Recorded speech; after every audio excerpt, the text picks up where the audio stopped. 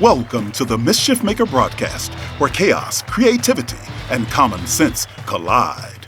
Your host, Joel Freeman, was kicked out of high school in Alberta, Canada. He left home at 17 and hitchhiked around North America as a long-haired hippie and dope-smoking fool. He made a 180-degree change, becoming one of the first chaplains in the history of the NBA. As a professional speaker, Joel has traveled to well over 55 countries. His many books have been published in 28 foreign translations.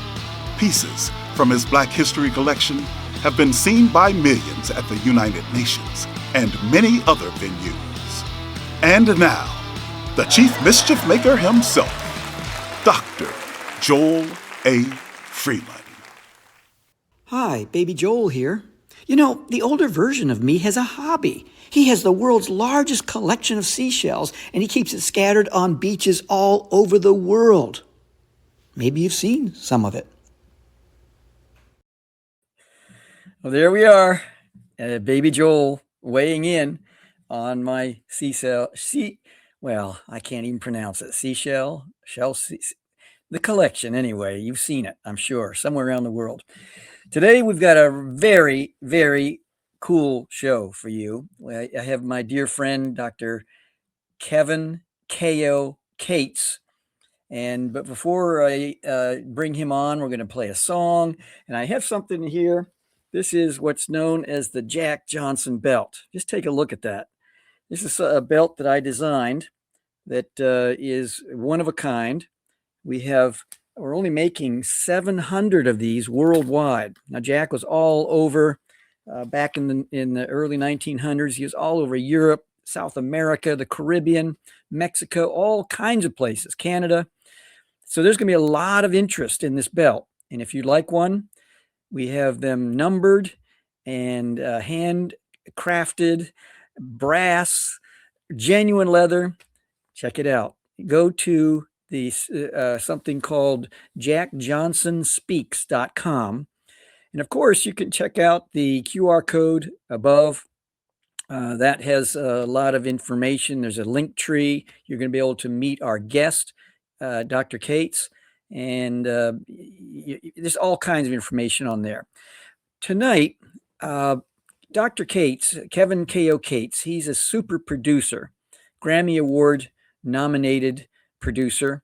He's worked with the likes of Jay-Z, Snoop Dogg, Ludacris, Drake, all kind of TL, all kinds of folks. And so what I'd like for you to do is just to hang in there. We're going to play a song coming up in just a few moments. It's called Trying. He has something new that he's developing, and it's called Humen, Humen, and it's especially designed for men. And the women who love the men in their lives will want to know more about this also, because he kind of gives a secret code of understanding men and men understanding themselves and each other. I think you're going to really enjoy this evening. So let's go straight to the song Trying.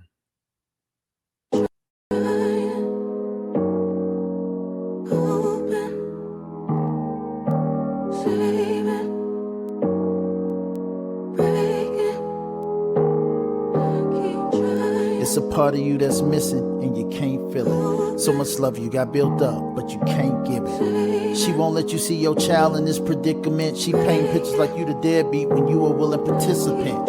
You feeling helpless, begging and pleading, for show you waiting. Holding the kids ransom, no demand letters, no negotiating. She just mad, still an issue. It didn't work out, now she hurting and want everyone to feel it with you. Another situation with a young boy that was being abused by his mother. He could have got help, but he refused. He protected her and didn't want to be in the system, but yearning for love, his mom never hugged him or kissed him. The sight of her son reminded her of his daddy. She cringed, taking her pain out on him like some kind of revenge. Now he's grown, the women he's been with he's never content with, struggling with trauma from his mama built up resentment. Ain't no quick fixes for healing, it can last a while. Let's take a second to shed light on a bastard child, born out of wedlock, neglected and wondering why your dad can't break his happy home up, so he denied you. This one's deep, I can't imagine, don't know how to assess it. A young boy taken advantage of, get molested. It ain't your fault, but still gotta deal with the anger and pain. Kept it a secret, eating you up cause you feeling ashamed. Tired of hurting, ready to go, can't escape. I'm letting you know, you gotta start running, this ain't no relay. It's okay not to be okay, let's start without no delay. We gotta get to the root of this, can't stay jumbled up in your mind, we need to talk it out with a professional. I ain't seeing no therapist, what you talking about? You break a bone in your body and go see the doctor and everything heals. Your mind and emotions is broken and that pain kills. But you neglect it like the pain is gonna fix itself. Put that pride away and get some help. Stop running from it, go ahead and run to it. It hurts, but if you face it head on, the healing starts to happen the minute you run through it. Release the toxins from your heart, the blockage in your mind. You gotta walk through that fire to come out refined. There you are. Hi. What's going on, brother? Well, that song is a powerful song, but I want to stick a pin in it in terms of Humen, because I know that's the latest thing, or maybe not the latest thing, but it's very much on your mind and your heart. Mm-hmm. You grew up in Montgomery, Alabama. Am I correct on that? You're born there? I was born in Los Angeles, but raised in Montgomery, Alabama. Okay. That's home. So bring us back to when you were raised there and some of your early experiences and the influence and your love for music. Wow. Well, I mean, in Montgomery, it was one of those things that we're coming up. We were lovers of all kinds of music. You know how you have like the East Coast had their sound, the West Coast had their sound, but back home we just loved all kinds of music, which I feel was a good situation because it allowed us to be more versatile, as artists. And we had our little rap crews and things, and was aspiring to make it out the city, to do something great, and I feel like music saved us. When I say us, it was a crew of us. We had our, like our rap crew. We were called actually Clever Heads. We had it was a bunch of different rap crews all together, and we all would do shows and things like that. So that was the culture for us, and it kept us from a lot out of trouble and other things. Music, I always had a vision and knew I was going to make it in music. Didn't know how, but I was doing everything there was that you could do in music. So when I say that, I mean, I was working at the radio station, interning. I was DJing. I was running a nightclub before I was old enough to be in a nightclub. I was just, making sure whatever the opportunity was for me to actually make it, I was prepared for it. And kind of just went from there, But music has always just been that thing, though, brother. It's been the thing. So who were some of your earliest influences and mentors in music? Earliest mentors. Coming from the city,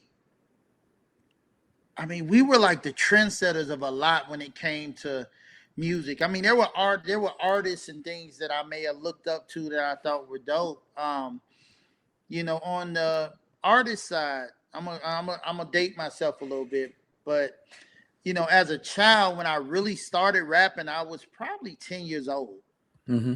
And the artist that inspired me at that time was Big Daddy Kane, mm-hmm. and people like LL Cool J. And there were these artists to where I was like, wow, this is really cool. I want to do this. As far as producers that drove me to lead in the, production, I would say people like Dr. Dre, Premier, it was like, people like that, and then coming up and seeing Timberland, and, it was just certain producers where I was like, wow, this is what's up as well. But I can't say that I had a particular just mentor musically, because coming up where we're from, we were all trying to figure it out,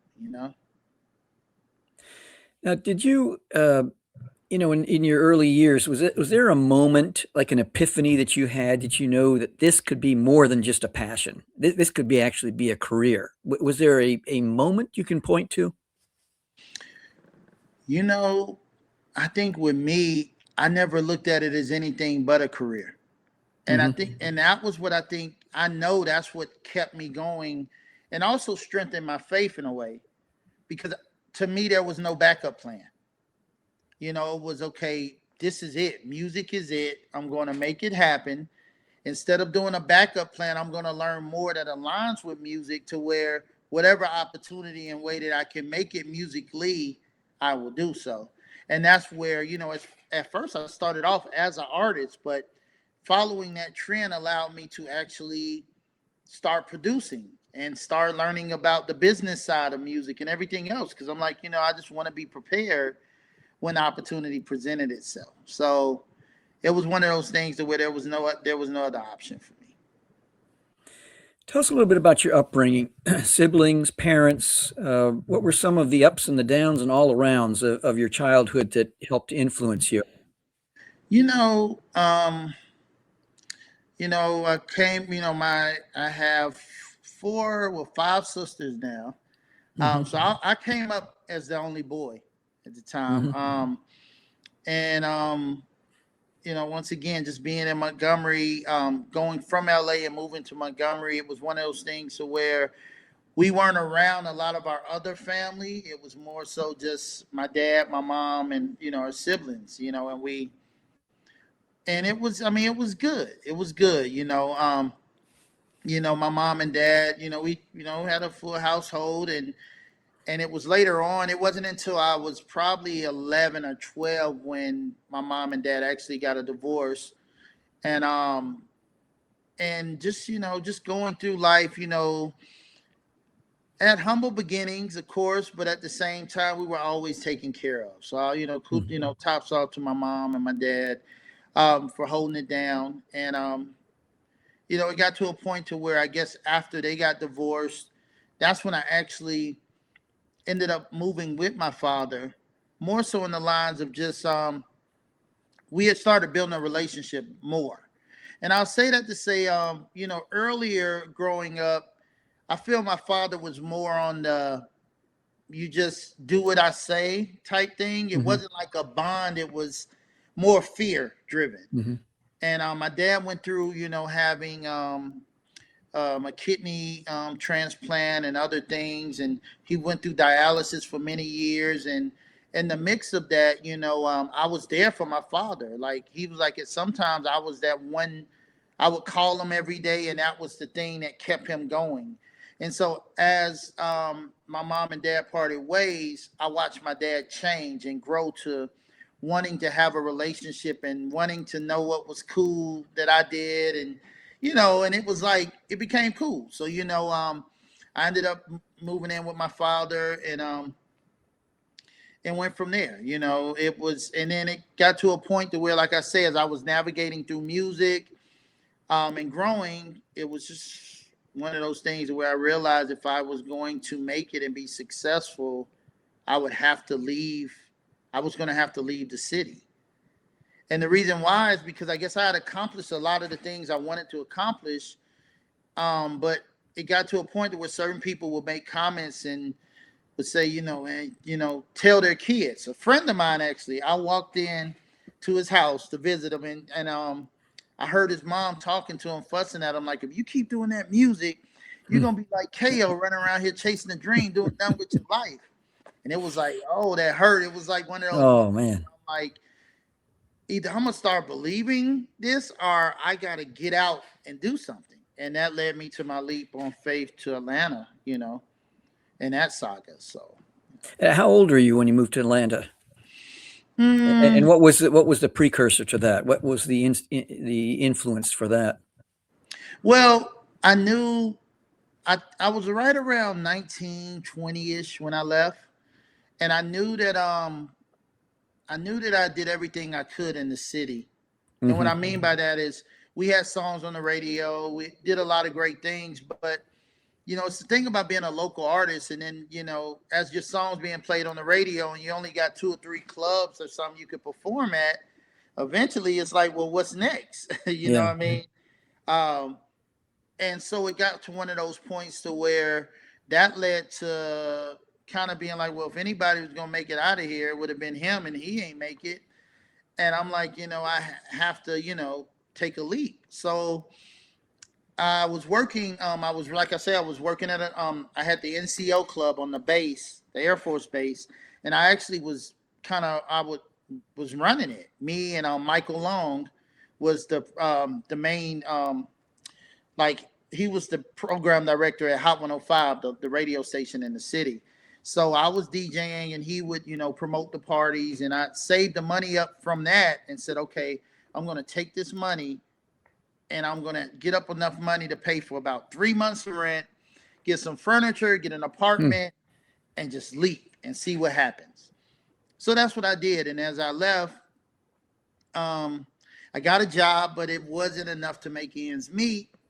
I was actually working for a company as a support analyst. And it didn't, I wasn't making enough to keep the lights on. So I ended up actually losing my place. And I was sleeping in my truck. And I would get up early, go to work. I wouldn't let anybody know, I never told anyone back home because I don't want to prove anybody right. And, those are the things I talk about, even in Bridge the Gap, and the things I do, to where I tell the kids, like, it was times to where I'm sleeping in my truck and it's cold outside and I want to cut the truck on to cut the heat on, but I knew it would run all my gas out the car. And it was those moments to where, in order to make it through those moments, I would imagine myself here right now, like having an interview with you, and already had made it out of those situations, and that would help me persevere through the immediate time I was dealing with. And why'd you choose Atlanta, let's say, over Nashville? I mean, you were born in LA, other connections. Why Atlanta? Well, Atlanta was 2 hours away, most importantly. But, the most important thing was Atlanta was the mecca for hip hop at the time. And, you had stories of the stories of Criss Cross, to where Jermaine Dupri discovered them in a mall. So, it had everyone thinking, man, if you want to make it, you got to be in the mix to where the artists and everything was going on. And so, Atlanta was it. It was like, you got to get to Atlanta. If you want the opportunity, it was a bigger market. Is there one story that you can think of that people would never guess influenced you, impacted you in some way that makes you who you are today, or helped to inform who you are? There's so many of those stories. I'm trying to think. One, a story that helped impact me. Let's see. I would say there's a level of me. There was one moment when I realized, I don't know, Joe, it's a few of them. Like, there were life lessons. Like, there was lessons I learned on understanding if I was going to make it in music, I had to learn how to serve first. And I learned that, when I was still in Alabama, which made me get into radio and other things, because I wanted to see how I could help other people.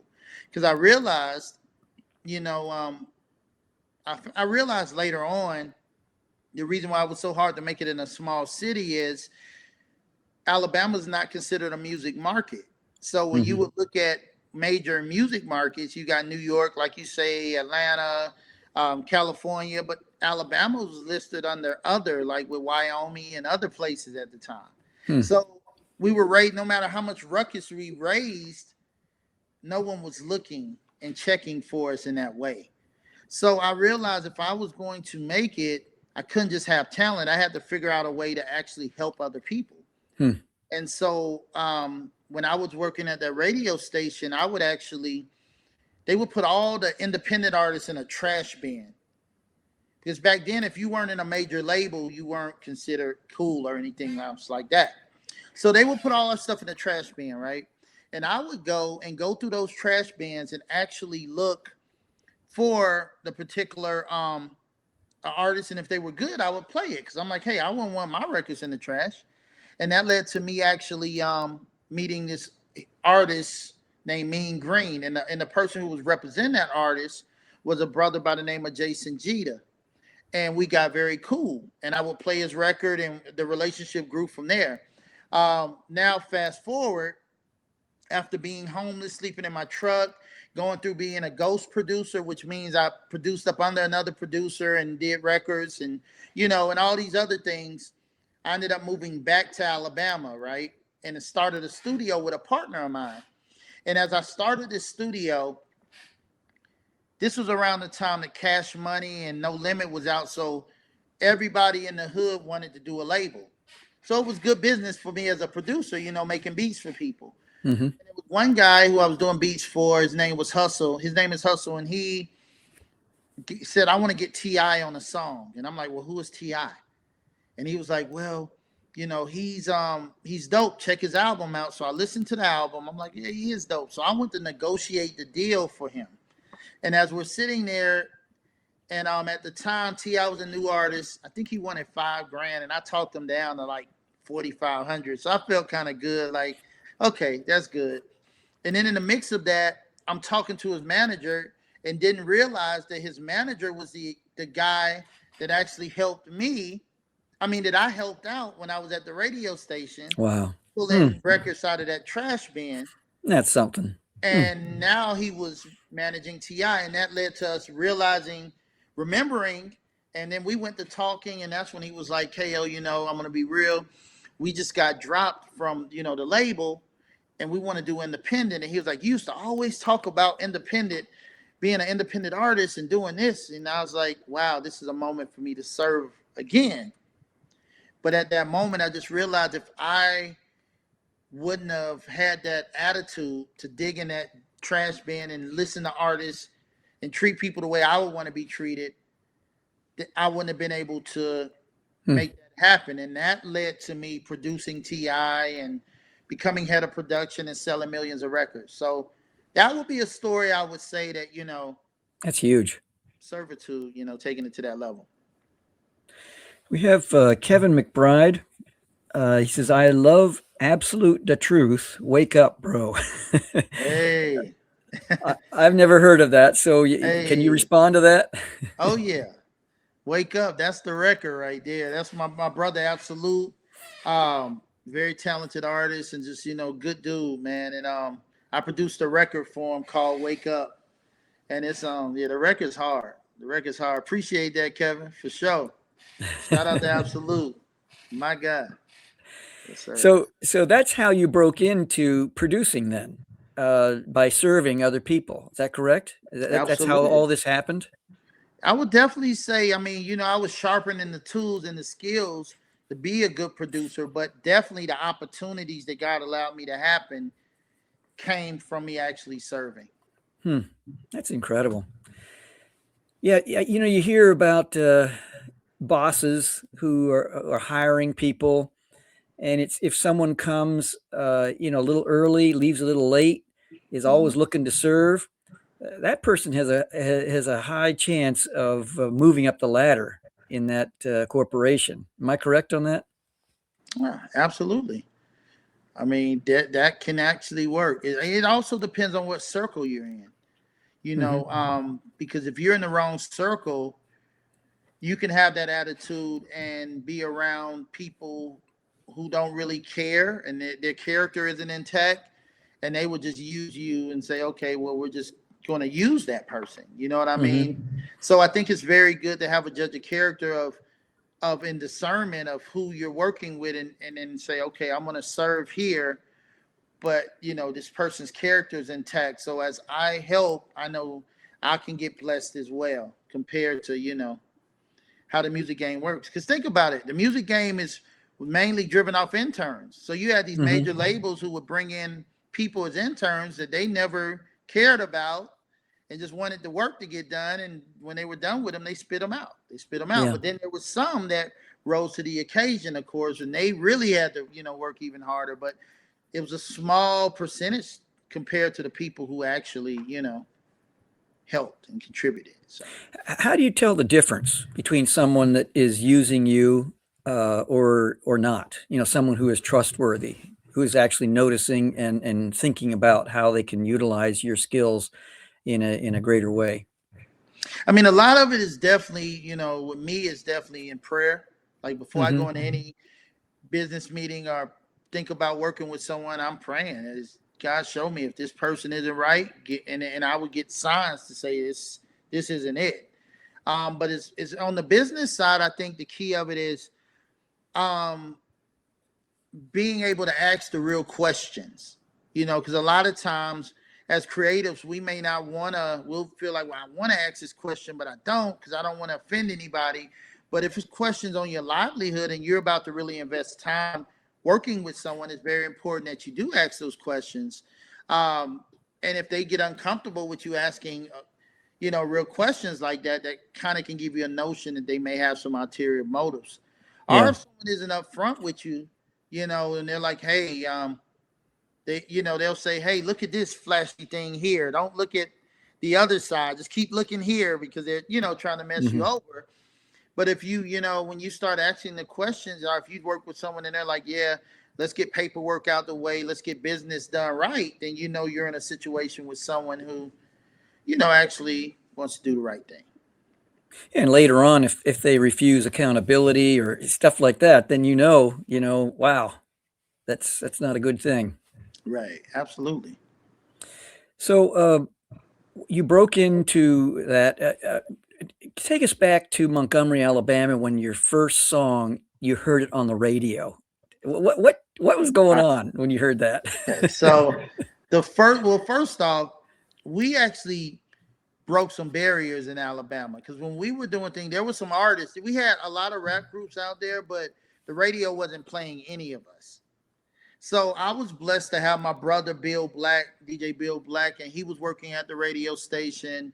So I was there a lot, and I was able, and we used to sneak in the radio station at night and do our demos at Hot 105. Mm-hmm. So I knew everybody. And I was like, wow, how do we get on the radio? And it hit me. I'm like, we need to do, maybe if we do the jingles for them, for the radio personalities, that'll get us on the radio. So we would remake songs, but rap about the actual radio host. So the morning show, the afternoon show, we did all the different ones. And at that point, we would get up early in the morning just to hear ourselves do the intros. And that was like, wow, we made it. Like, this is amazing. We're on the radio. And then they started wanting us to do commercials where you had certain like car dealerships saying, hey, we can you do us a jingle? And then we would go in and rap it. So now we're hearing ourselves more on the radio. That got Michael Long and the PD and some of the other people to start saying, wow, yeah, y'all got some talent. We got to figure out a way to fit y'all in. And they decided they were going to do a concert. I mean, they were going to do a talent show. And they did it at Lanier High School. I'll never forget it. And they were like, this talent show, the winner of this talent show would actually become, will be able to get their song on the radio. And we won that talent show. Wow. And after that, they put our song on the radio, which that was the thing that created Homegrown. And Homegrown until this day is on that station in Alabama, and it's on Sundays, and it gives the opportunity for independent local artists' music to be heard. So that was done back 30, 40, some years ago. But that was what broke it through. So that was my first time on the radio. So that was a feeling like no other. We thought we had made it. That's great. I love it. Now we're gonna have to take a break. Boz, we'll come back to you after the break here, but we have a sponsor, Rosetta Universe, and so Mel, producer, A huge rock with strange inscriptions had been found by the Nile, and when I saw it, I knew that the inscriptions were going to unlock the secrets of the ancient Egypt. Yes, we lost the Egyptian military campaign, but I was never going to give the Rosetta Stone to the British. I was angry when they took it from me. Help the Rosetta Stone Traveling Exhibit Project transform an ancient artifact, the Rosetta Stone, into a modern metaphor for problem solving. You'll never regret it.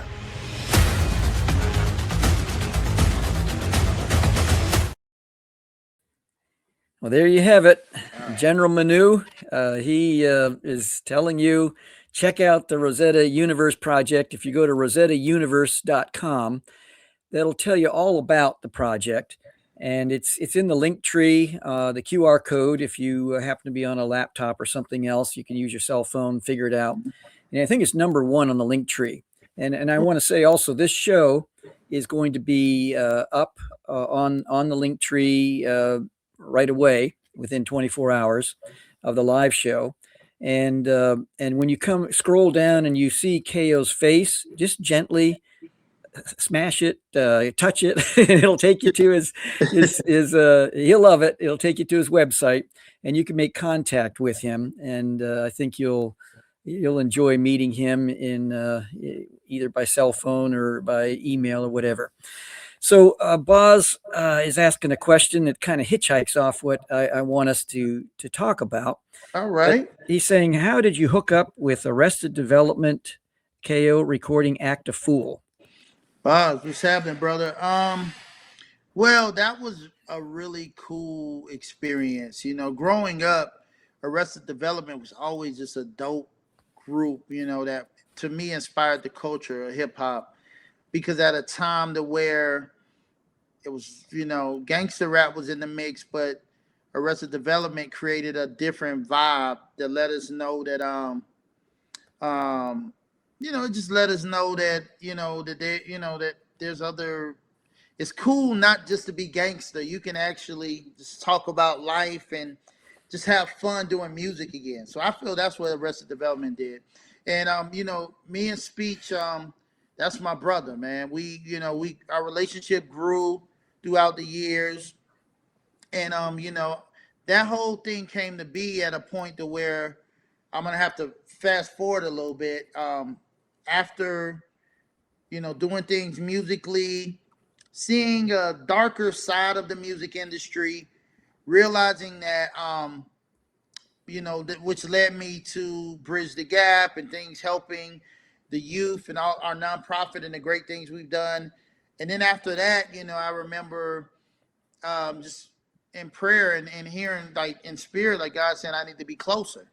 And I'm like, well, what? I don't know what else I can do. I'm leaping on faith. I'm doing all these things. And then I'm like, you want me to go to church? And I was like, dang, I'm like, well, do I get baptized? I'm like, I don't know anybody that's a Christian in my realm that I can even talk to and relate to. And then I thought about it. I'm like, wait, Speech is he's a man of Christ. I'm like, maybe I can talk to him. So we got together, studied the Bible. He introduced me to Angel and Mike, Angel Maldonado and Mike Patterson, and they had a church together.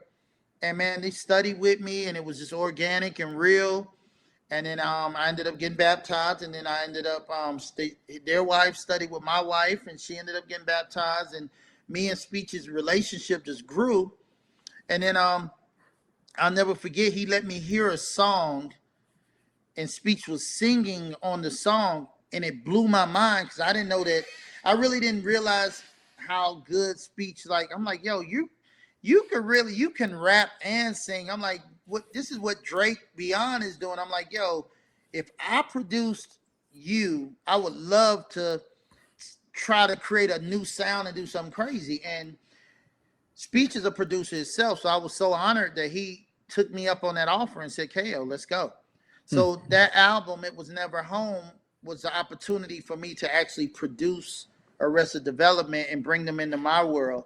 So Act a Fool was just one of the great records on that album that that I did. But that album is insane. We was able to, blessed to go to Tokyo and tour, and I was able to perform there and do all the radio and TV interviews, and couldn't understand nothing they were saying, but just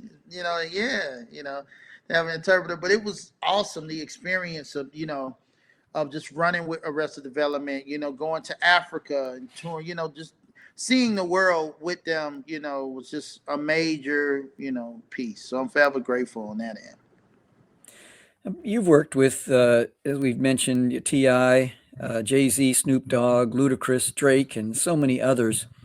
What was it like working with them, number one? And number two, what did you learn from working with heavyweights like that? You know, it was, if someone asked me what artists I enjoy working with the most or whatever, I mean, it's different experiences with all of them. The cool thing is the respect level and actually being a producer compared to a beat maker.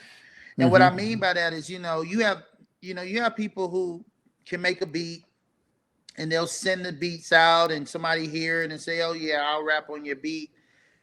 It's almost like if it was construction, Joe, and you got the people who can do sheetrock or framing, but then you have the contractor that actually puts the house together, draws the plans up, makes it work.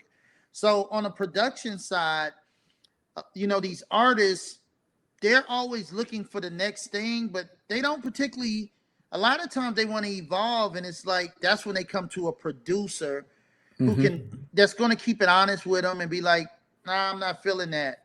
But also have the gift to take them to a next level. Like before, Why You Wanna, T.I.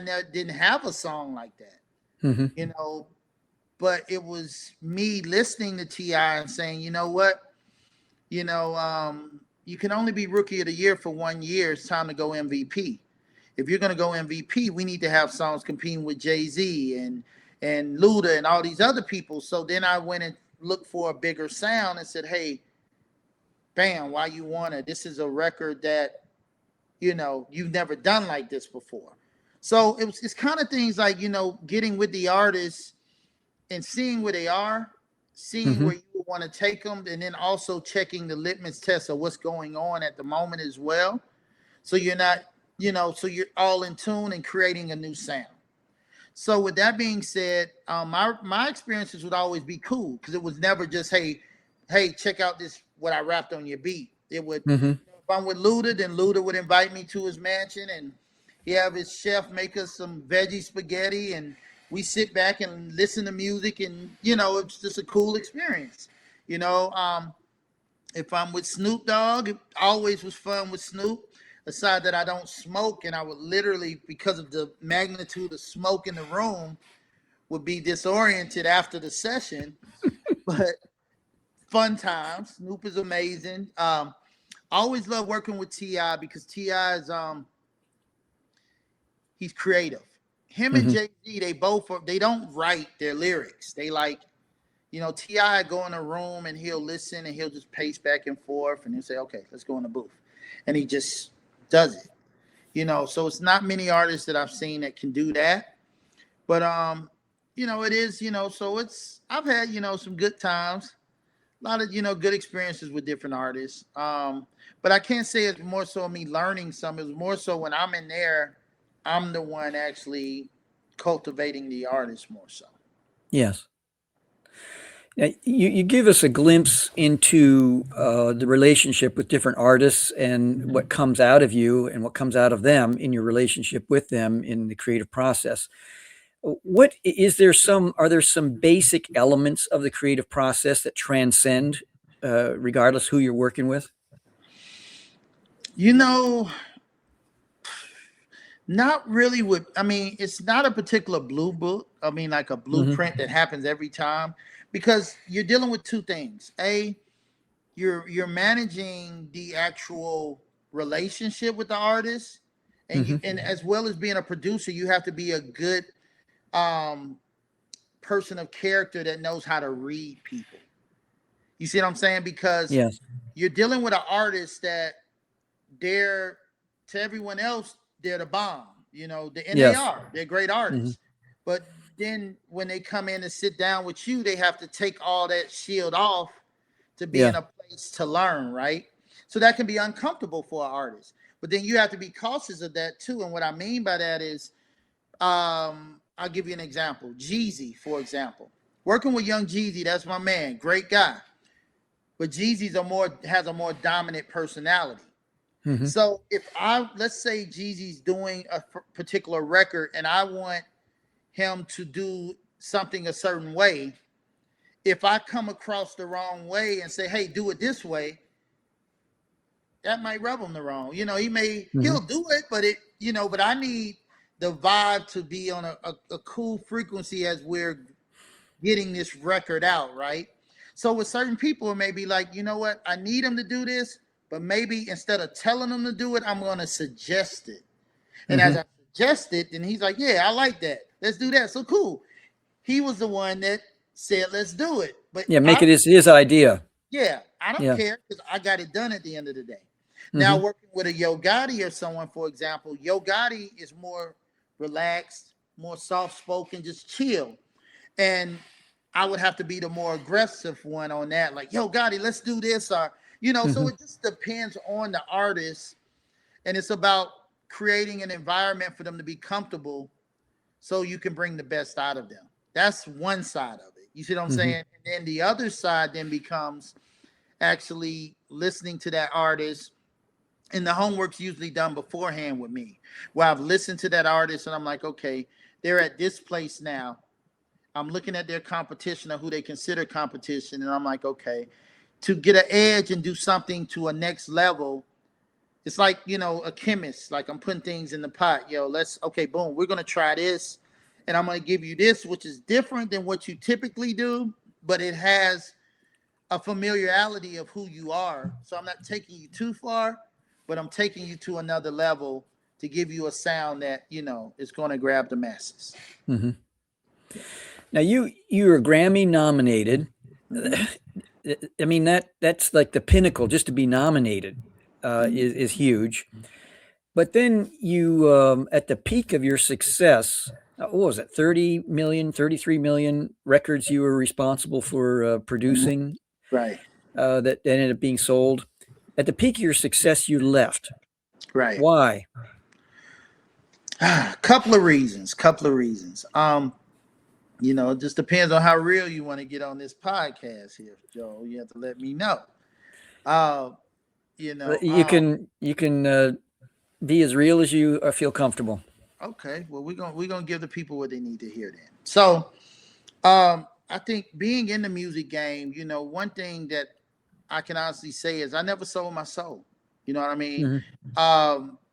I maintained all my publishing, which is something that's very rare to sell records at that level, because there's gatekeepers that stop you from selling those kind of records or working with particular artists if someone doesn't own a piece of you. The reason why I was able to slip through those cracks by the grace of God is because coming up with T.I., I was never signed to T.I. because we're family. And how do you sign someone up under you that helped build the empire with you? So we all were in the trenches together through that entire, you know, movement. And he treated you fairly. He didn't get amnesia. No. T.I. was good. That's people. Incredible. Jason was great people. You know, they all, you know, we all had a mission, and, you know, we went to do what we need to do. Now, a lot of times people, you know, I had to work for every placement I had. There was no favoritism in any kind of way. And I appreciated that, you know, to where, and even on the King album, I tell people it was tough, you know, being like head of production, and every session I had to be there. So Timbaland comes in the room, or Dr. Dre, or, you know, Wyclef, or, you know, like Swiss Beats. All these artists would come in, and as they come in, you know, T.I. would say, hey, check this out. And he would play Why You Wanna, Stand Up Guy, and another one of my records, and say, okay, I need you to top that. Boom. And I'm sitting there like, why would you do that? This is Timbaland. You know, that's just like if you're a rapper and you write your verse and you give it your all, and then the person comes and says, let me let Kendrick Lamar hear this. Yeah, I need you to top that. I'm like, this isn't fair. But it also showed me my gifts, because no one could top a Why You Wanna. Why You Wanna was a one of a kind. You know, the records that was played were etched in stone. And so it also helped build my confidence in a level of saying, wow, I'm actually supposed to be here with these greats. You know, I actually do, I'm supposed to be here. So, but I will tell you this, you know, what made the switch was, as everyone assumed I was signed, when the word got out that I wasn't actually signed, it created a bidding war with all of these people, all these, people in high positions. And, you know, and I didn't want to.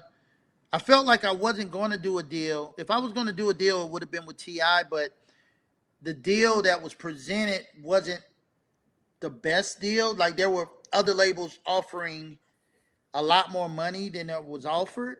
Mm-hmm. So I decided if I wasn't going to do a deal there, I just wasn't going to do a deal, period. I wasn't going to be the guy to run off to the highest bidder, you know? So I Mm-hmm. kind of just, my spirit was saying, just stay where I'm at. And, my wife was supportive. She was like, hey, don't, if you don't feel it, don't do the deal. So I didn't do a deal.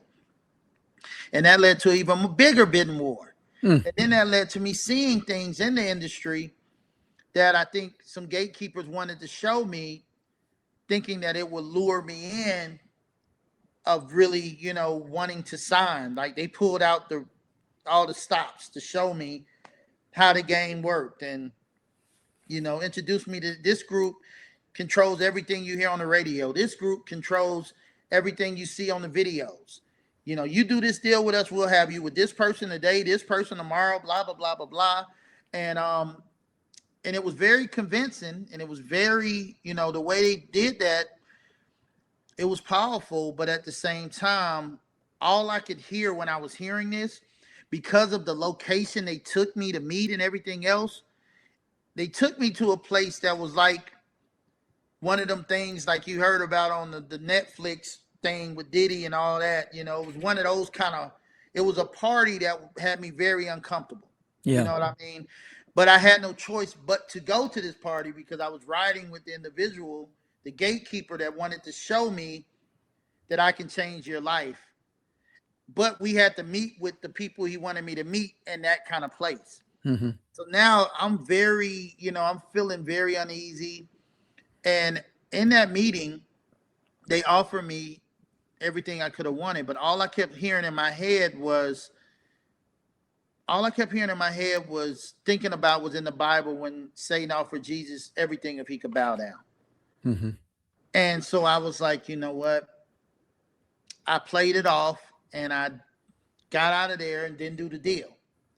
But that led to me seeing another side of the business, because there were certain individuals that weren't happy about that. Mm-hmm. And I'm just going to lay out things. The industry, there's a lot of gangsters that have record labels within the labels, and mm-hmm. they never come out with albums. They're not supposed to come out with albums. Their job is to be on payroll, to where if someone doesn't act right, they can be activated to make that person act right. Mm-hmm. If that makes sense. So while I was dealing with all these things, there was also a price on my head for not participating. And I won't go in depth, but it was a corporate situation that God had to reveal and shield me from, and by the grace of God, it was able to be handled. But it also showed me a side of the business that I was like, you know what? Nah, I'm not feeling that at all. And I'm not going to change who I am for anyone. And that's when God started planting the seed. I started having these dreams, and it was like, okay, I'm supposed to write a book. I'm like, really? And, and at this point, I'm in the height of my career, and mm-hmm. I go to this award show, and the president of Martin Luther King's organization was at this show and apologized to everyone for not passing the torch, and said it was something we can learn. He was saying on behalf of Dr. King, his generation, and himself, he apologized to our generation for not passing the torch, and said it was a lot we can learn from each other. And at that moment, I really started thinking like, wow, my generation's so busy chasing money, we're repeating that process. And that led me to and then I had a dream 3 times, and I've never done that in my life. And I'm like, okay, I'm supposed to write a book, because it was a book in every dream. And that was when I said, okay, maybe that's what I'm supposed to do. This is going to be my way to give back and make a difference and break the, the trend. Mm-hmm. And that created Bridge the Gap. So I wrote this book that teaches character building and life skills through music. I produce songs to every chapter, meeting our youth where they are, teaching them, all the components they deal with at home or in their schools, or in the streets in general. I made songs for it and wrote the book. It is, it was all parallel. And as I did that and took that leap, people thought I was crazy. You know, artists was, I thought I could get help from certain artists, but I get it. The system that they're a part of wouldn't allow that to happen because that wasn't the cool thing. If you're supposed to be hardcore and you going and doing records saving the youth right now, that's conflicting with your, MO. So I realized I had to do the records myself. And that's what happened. We created Bridge the Gap. And I didn't know what was going to happen. And it was at times because when Bridge the Gap happened, I tried to prep. I was like, you know what? I'm going to save money. I don't need all these cars. I'm going to trade this car in. We don't need this penthouse. Let's go get a house. We got a house in Camp Creek. And I'm like, now if I save, this could float me as I'm doing what God wants me to do. That ain't how it worked. The minute I did Bridge the Gap, we were buying the house, and that was in 2008. That was when the market crashed. Oh my goodness. So in the middle of buying the house, we went from, I'd already paid the down payment, and they were like, well, just bring your checkbook because you might, we might owe you some money back, or you may have to pay $100 or more. I'm like, okay, cool. So as I'm sitting there, they say, okay, well, everything's signed off. Now we just got to do your, the final part to show what the interest rate and everything else will be. So I went from like a 2% something small to like 25 to 30% interest. Oh my goodness. At the closing table. They, and the banks was getting real gangster at that point because I guess everything was messing up. And I didn't have a place to go. And I already gave up my penthouse. So I had to go to my accountant and just figure out. I ended up literally pulling all the little nest egg money. Because keep in mind because I didn't sell my soul, that comes with not getting all the upfront money, right? Yeah. So I had to budget my money like, okay, we have this, okay. So now I'm pulling all this money. So I leave. The minute I decided to do Bridge the Gap, I leave out with the keys to the house and probably was struggling to get the U-Haul to get the items to the house. And that's how Bridge the Gap started. It wasn't one of those situations where people are like, wow, you just had all this money and then you said I decided to give back then. No, it was a journey because the enemy didn't want me to become and do the things I'm doing now. But, it was successful, and I watched God bring people to my life that I would have never met, like meeting Ben Carson and him saying, hey, I want to endorse this book and be on your board. Meeting Carrie Schwab Pomerantz, the daughter to Charles Schwab, and she's saying, I want to be on your board. Having Armstrong, having just different people, in these big places that have nothing to do with my world saying, I'm supposed to help you, let me know that I was heading to, bigger and greater things. Now we have approximately 6.5 minutes left. Okay. I want to turn a gentle corner into Humen. This is very important. When we talk on the phone, I can hear the music in your voice, the passion for this. Can you kind of give us in this amount of time, a little bit of backdrop to why and what it's all about? So Humen, we have Humen and Humen for her now. That's the announcement. Okay.